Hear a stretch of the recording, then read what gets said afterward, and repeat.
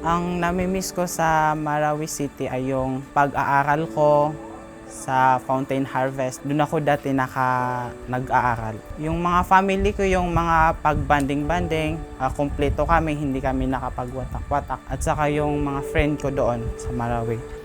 Oo, mapiaso ka kuya galamin sa kasi kami sa Marawi. Parang hindi kami didagang para sa lamasan. Oo, ayaw pa nagawi-gawi.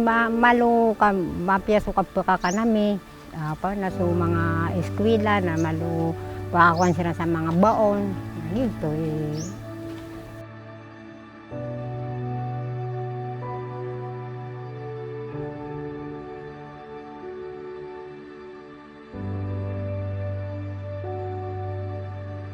Noong pong May 23 na nagkaputukan po yung Marawi about sa yung mga ISIS at yung sa mga military. Then yung paghapon na sa Thursday, natakot kami kasi na dyan sa bundok dyan, may bababa na mga nakaitim na marami silang bumababa dito. Tapos sabi namin na lumabas na tayo kasi na bababa dito yung mga ISIS. Nag-start yung putukan, 12 noon, nag-start, oo. Di nagputukan na ng mga 2 p.m. na ng hapon. That time kasi ma'am, nasa labas ako. Bali, biglang may narinig kaming mga putukan. Sabi nila, uy, may nagpuputukan doon sa may malatlat MSU, Basak Malatlat. Tapos sabi nila may mga ISIS daw. Ako, hindi din ako maniwala kasi baliwala sa akin yung ISIS. Hindi naman atin alam na ganun yung mangyayari. Din sabi ng kaibigan ko, pinsan ko na umuwi ka na, baka totoo yan. Nung pag-uwi ko na, may nakakasalubong talaga kung mga ISIS na may mga dalang mga armas, naka-black talaga. Yung makita mo sila talaga na matakot ka. Nagpe-prepare na kami para sa Ramadan po. Nandun na kami sa bakery kasi na my aunt owns a bakery. Then minsan tumutulong kami para kahit pa paano may kalibangan. We started hearing gunfires, gunshots. Doon talaga natakot dahil biglang umiyak yung mga kapatid ko. Na talagang natakot ako kasi yung pinsan ko nasa MSU siya. Masyadong malayo sa bahay namin. And then, yung mga pinsan ko, actually may namatay sa pinsan ko in that time. At nakaka-depress. Naisipin na kung dati masaya kami, ngayon nagkawatak-watak kami.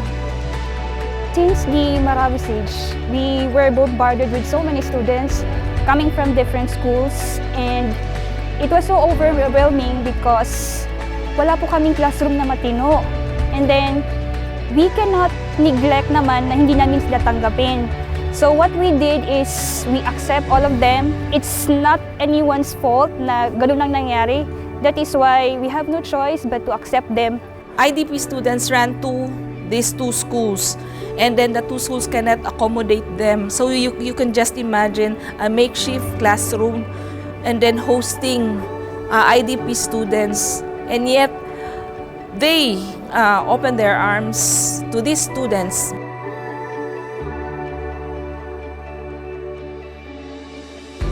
We started talking to big CSOs from Marawi City. Sila yung una namin kinausap, like Kalimudan, Maradeka, kasi sila yung mga known na mga CSOs. And also MSU Marawi, kasi kilala din naman yung university. So sila yung nagbigay sa amin sila yung nag-open ng doors para sa ibang mga CSO partners namin na maging part ng activity ng Engage. They give us an opportunity to invite other NGOs to participate in this activity. Those who are present in these communities, no? So they selected their partners in terms of a criteria set forth, where most of the NGOs are aware of the usual, if you are SEC registered, if you have some interventions in community, etc. and so on and so forth. Marami din maraming pinagpilian pero pumasa yung 18. Yun. And then those 18 CSOs were distributed along the 6 or 7 municipalities of Lanao del Sur and Lanao del Norte. So, nagkaroon ng massive series of coordination.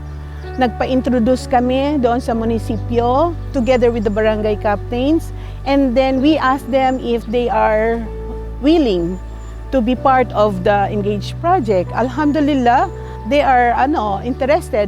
Dumating dito si Edwin from Engage. So sabi niya, Mayor, galing ako sa Dimaronsing National High School, pumunta ako dito sa munisipyo. Buti naman, naabutan ko kayo. So, in-invite niya kami sa Cebu. Parang participatory planning ba yun with the USAID people. So, yun, doon nagsimula ang engagement namin sa Engage. In terms of the relationship between us and the other organizations, mas lalo siyang na-strengthen because we've established a community of local organizations working in one municipality, and we've built relationships with them, as well as the relationship between us and the barangay local officials is strengthened together with the relationship that we've had with the local government.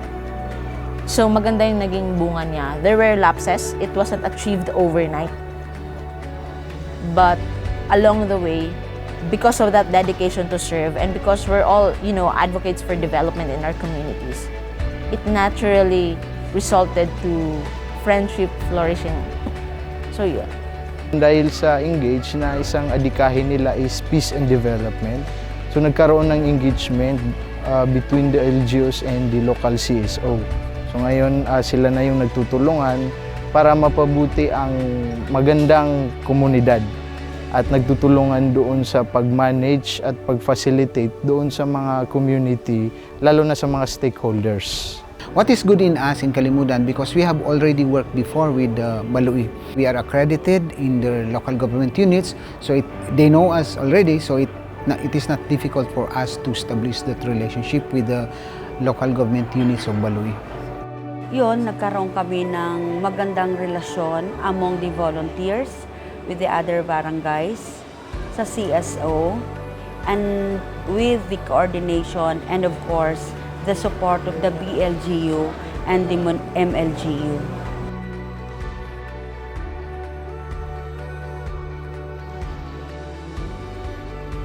Siguro sa lahat ng nandito sa planning committee, ako yung pinakamatagal na involved sa Engage project.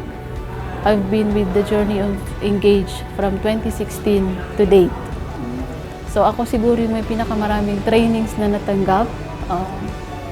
Ako yung, kasi way back 2016, isang CSO lang ang partner ng Engage sa Marawi and Lanao del Sur. Yun yung Kalimudan. So yun yung kanilang core partner. And ako yung assigned staff na nakatoka for the Engage project. So ako yung na-train doon sa process, sa tools. So before the training, I don't know about anything related sa governance, related sa what is happening in the Philippines or even in my communities. So marami ng trainings na binigay ang Engage sa akin, and then it made a lot of change on my mindset. It affect my perception. Cooperacy is more on organizational management.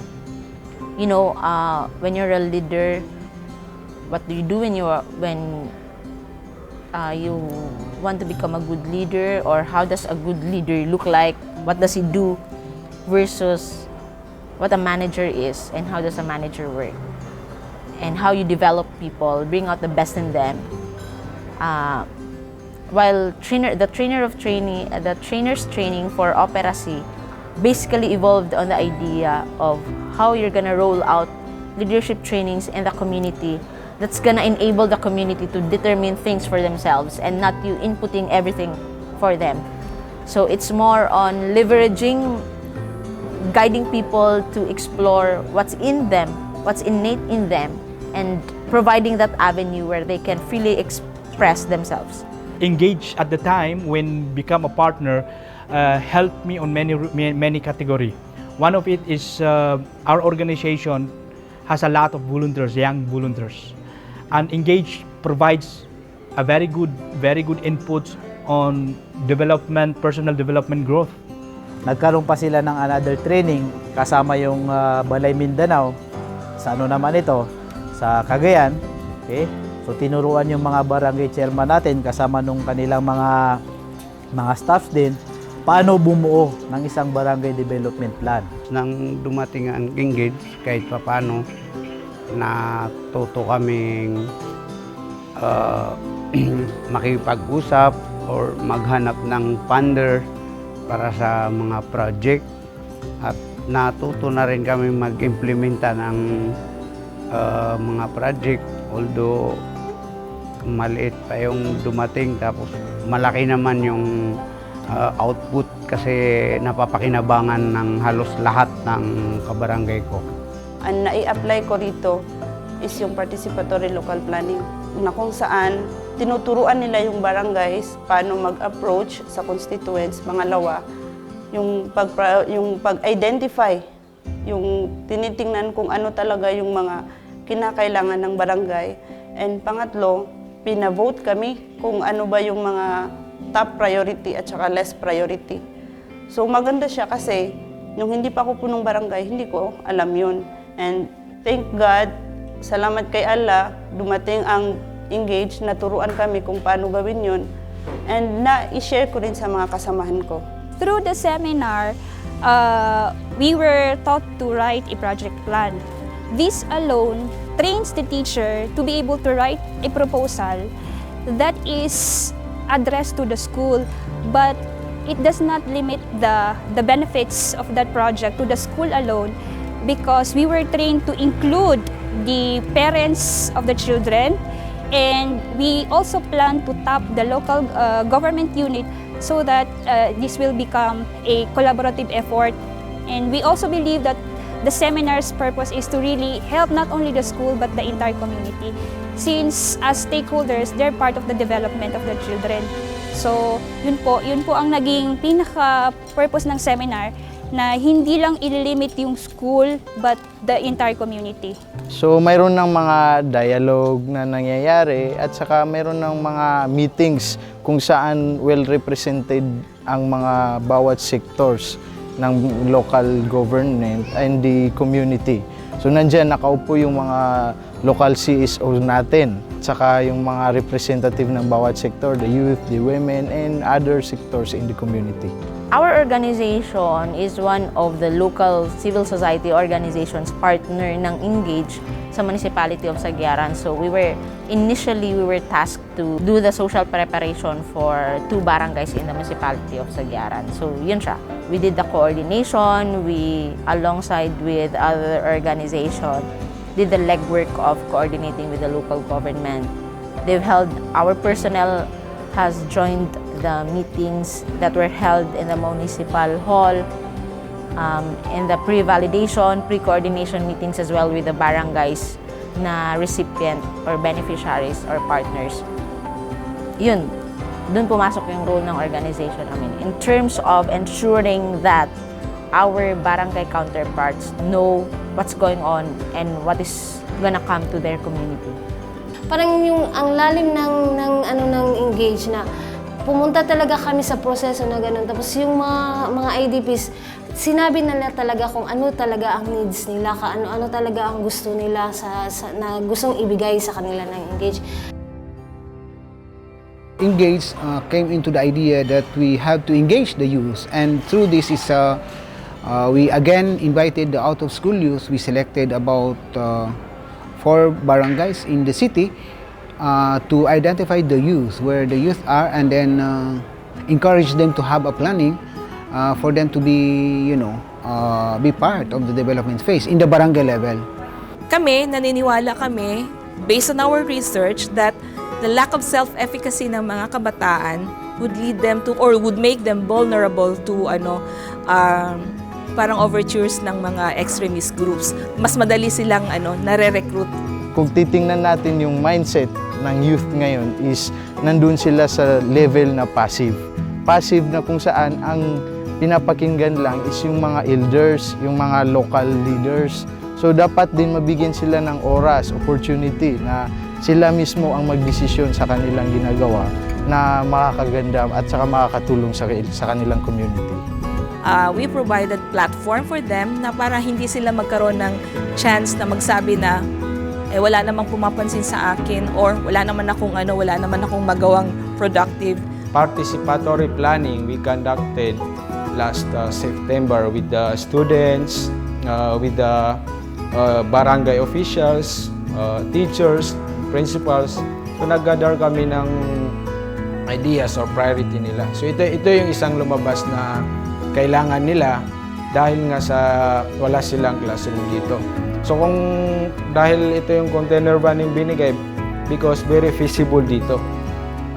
Una, kailangan ng mga bata na magkaroon sila ng classroom, magkaroon ng laboratory classroom para sa kanilang pag-aaral. So itong pan natin is 6 na container van. So pinagkaisa natin sila para malaki yung makapag ng mga students natin. Our school was a mobile school, so medyo palipat-lipat po kami ng area due to condition of the school po, ma'am, na minsan papalit-palit po ng administration. So pati po yung eskwelahan natin, damay po siya minsan. So since 2005 po, pinatayo po dito sa barangay ng Pikutaan ang Dato Di Marunsing po. So sa ngayon po, hindi pa po siya medyo tapos po yung instruktura ng ating eskwelahan. So nagtitiis po yung mga teachers natin po dito, yung mga estudyante po natin dito na mag-aral muna pansamantala, temporarily po sa ating building. So nandito tayo ngayon sa Datulantod Memorial National High School para matingnan yung naibigay ng USAID Engage, lalo na itong smart classroom facility kung saan gagamitin nila ito for the laboratory and TLE na classrooms. So kung titingnan natin ang Datulantod Memorial National High School, is ang problema talaga nila ay school facilities. So yan yung primary problem nila, at saka sa buong lungsod ng Ditsaan Ramain ay sila yung may pinakamaliit na enrollee ng mga schools. Of course, they have identified so many issues, and of them so many issues, they have identified only 2 to 3 to prioritize, and with a small budget, and they work on the community CSIP that enables the community to participate and identify projects, no, through different forms of participation. Maswara, and is sustainable social accountability tools. Nagbigay sila ng worth 50,000 sa bawat barangay na yon na pwede nila, kumbaga yun yung trust building. So ang karamihan na napili, sound system at saka yung mga chairs. Pagka may mga gatherings, yun ang ginagamit nila. Sa lahat ng ating 21 barangays, nainganyo sila ng engage na para makipagtulungan sa kahit anong pupunta sa atin na mga organization. So hindi lang dahil doon sa pagpasok ng engage, pumasok na rin yung Unipad, marami na rin pati ang World Food, pumasok na rin sa amin kasi nakikilala nila ang Lumbatan. Although malayo siya kasi nasa malayong lugar tayo, nagko-cooperate naman yung mga tao. At saka isang naging bintay talaga namin is yung nagkaroon ng pagkakaisa, yung buong 21 barangays na nag-cooperate sila with the local government. So mas madali na ngayon yung trabaho.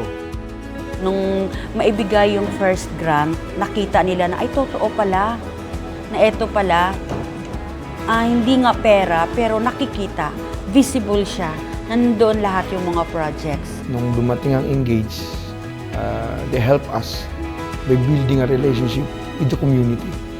They approach us and they also approach the community, like the schools who are using the roads, yung mga businessmen, even the Armed Forces of the Philippines. They invited also the Land Transportation Office, even the LTFRB.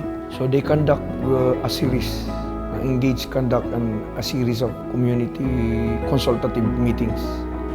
Ginawa namin ng plano, this is in partnership with the traffic management team of the city, is to identify yung congested area. And that congested area is about 3 kilometers na stretch from the city center going to MSU, Mindanao State University. And we noticed that this is the most congested. It's about 10,000 students who is actually yung nagpapababa at nagpapasakay ng mga sasakyan, and about 23 schools located. There are about 6 offices of the government, line agencies are located. It's also a main national road. So yun po yung naging intervention natin. We pilot the approach ng Engage sa Marawi before the SAGE addressing yung traffic issue. So I was the one who facilitate yung implementation ng project. At medyo na-ease out yung traffic, like the barangay captain provided some barricades and yung mga lanes, they provided lanes. The schools provided additional traffic aid. So contribution ng Engage dito, they trained also, they help, they assist in terms of training of the traffic aid. Tumaas yung moral, nagkaroon sila ng uniform, nagkaroon sila ng mga gadgets.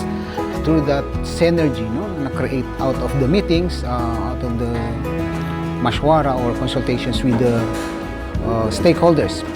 We see how it brought change to the policies and procedure ng local government units. Pinag-isipan nila mabuti kung ano yung common need ng community. Tulad ng pag-repair, pag-rehabilitate ng mga water system, yung mga sira-sirang poste ng kuryente. Kasi damage eh. After the SAGE, halos lahat eh. So, yun yung sinabi nila na immediate need. Mahirap yung tubig na dati na napuntahan namin na walang tubig. Bumibili kami ng isang container, 7 pesos. Marami kami, ilang pamilya na gumagamit, 4 na pamilya, o makagasto pa kami ng sobra, 100. Wala pa yung panglalaba, panliligo. Yung big grant po yun naman yung ibibigay sa 11 barangays amounting to 400 to 500,000 pesos. At saka yung projects na yun, depende rin kasi nagkakaroon ng coordination meeting. The host community, the IDPs, the youth, the women decided kung ano yung priority projects na yun. So sila yun ang nag-prioritize. Nagkaroon ng validation ulit. After ng validation, nagkaroon naman ng coordination meeting. So doon na-finalize na ito pala yung kulang sa barangay. Kahit sabihin pa natin na mayroong IRA, mayroong mga ibang funder, iba pa rin yung naibigay ng Engage.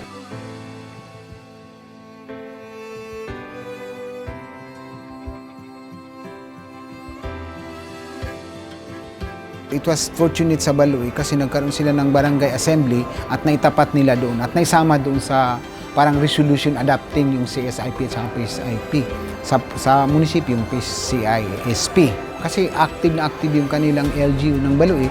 So sinabi nila na we will adapt it and we will parang part of the whole plan ng Baloi yung PSIP. Actually, yung role ng LGU sa is complementary. Pwede namin i-maintain kung ano man ang iwan ng project, i-continue yung program. Kung ano man ang natutunan namin, pwede namin i-re-echo sa mga other barangays. Yung mga na-formulate na PSIP ng 11 barangays ay ma-incorporate natin sa AIP ng Baloi Municipality. At yung ibang project naman, hopefully mahanapan natin ng funding through different organization. Siguro ang babaunin ko after Engage and after ng term ko is yung walang halaga yung leadership kung walang participation.